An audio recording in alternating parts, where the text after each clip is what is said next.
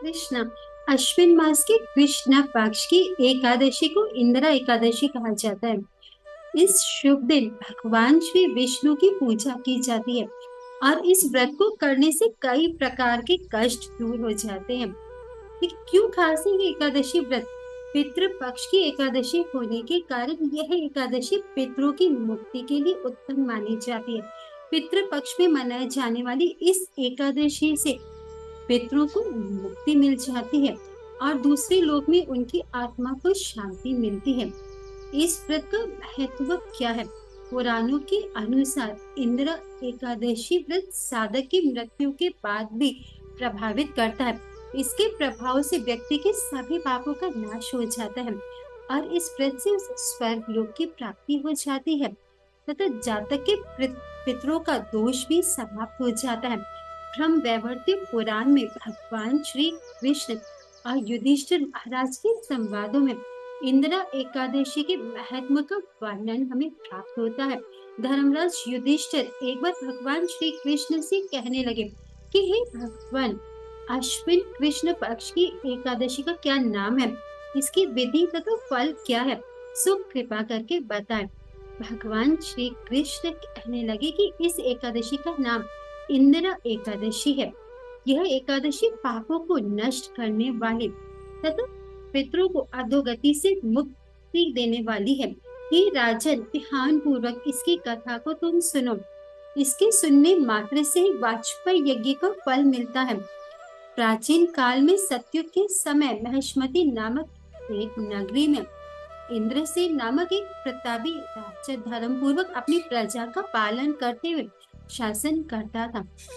वह राजा पुत्र पौत्र और धन आदि से संपन्न और भगवान विष्णु का परम भक्त था।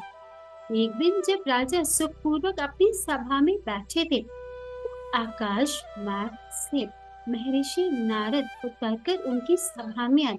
राजा उन्हें देखते ही हाथ जोड़कर खड़े हो गए और विधि पूर्वक उन्हें आसन प्रदान किया। सुखपूर्वक बैठकर मुनि ने राजा से पूछा कि हे राजन, आपके सातों अंग कुशल पूर्वक तो है, आपकी बुद्धि धर्म में और तुम्हारा मन विष्णु भक्ति में तो रहता है ना?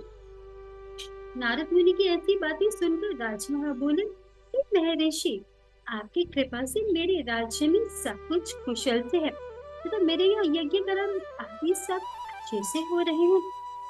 आप कृपया करके आपके आगमन का मुझे कारण बता। तो ऋषि कहने लगे कि हे राजन, आप आश्चर्य कर लेने वाले मेरे वचनों को आप सुने। मैं एक समय ब्रह्मलोक से यमलोक को गया।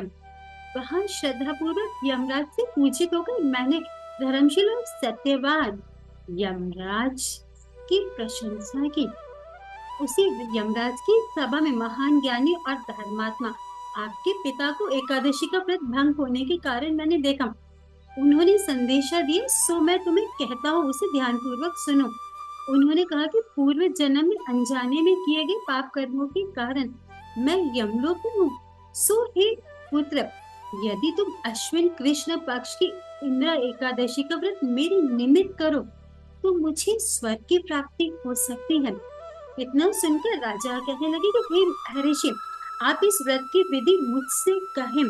तब नारद जी बोलने लगे कि अश्विन मास की कृष्ण पक्ष की दशमी के दिन प्रातःकाल श्रद्धा पूर्वक स्नान आदि से निवृत्त होकर पुनः दोपहर को नदी आदि में स्नान करें। फिर श्रद्धा पूर्वक पितरों का श्राद्ध करें और एक बार भोजन करें। प्रातःकाल होने पर एकादशी के दिन दातुन आदि करके स्नान करें और फिर व्रत के नियमों का भक्ति पूर्वक ध्यान करते हुए प्रतिज्ञा करें कि मैं आज संपूर्ण भोगों को त्याग कर निराहार एकादशी का व्रत करूंगा। हे अच्युत, मैं आपकी शरण में हूँ, आप मेरी रक्षा करें। इस प्रकार नियम पूर्वक शालिग्राम की मूर्ति के आगे विधि पूर्वक श्राद्ध करके योग ब्राह्मणों को फलहार का भोजन करवाएं और दक्षिणा दें।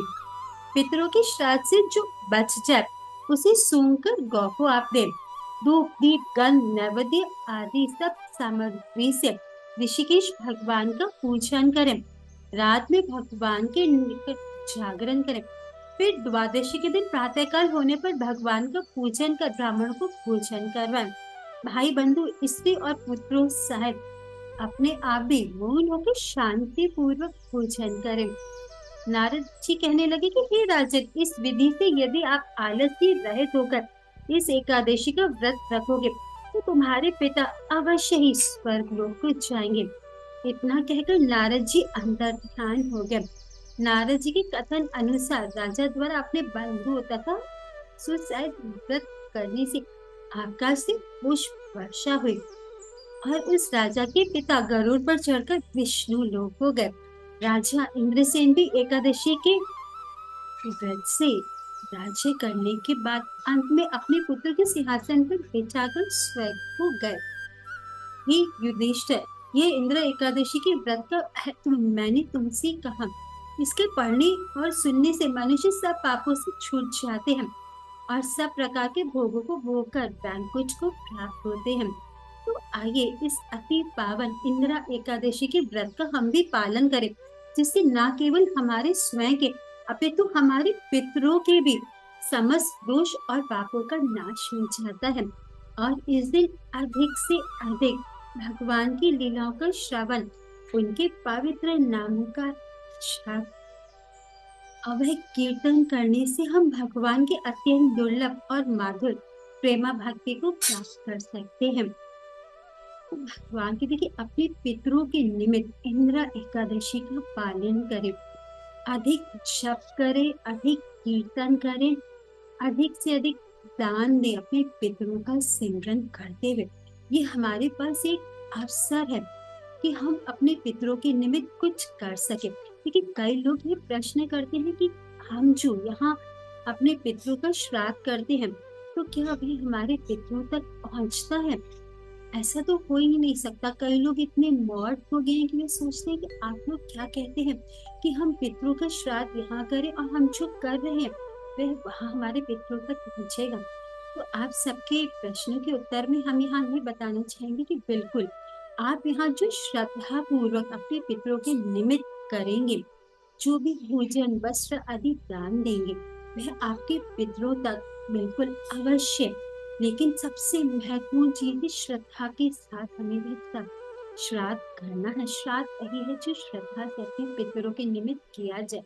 तो इंदिरा एकादशी जो पितृ पक्ष में आ रही है, इसका पालन करें और अपने पितरों के लिए इस एकादशी को करें और अधिक से अधिक नाम जप करें।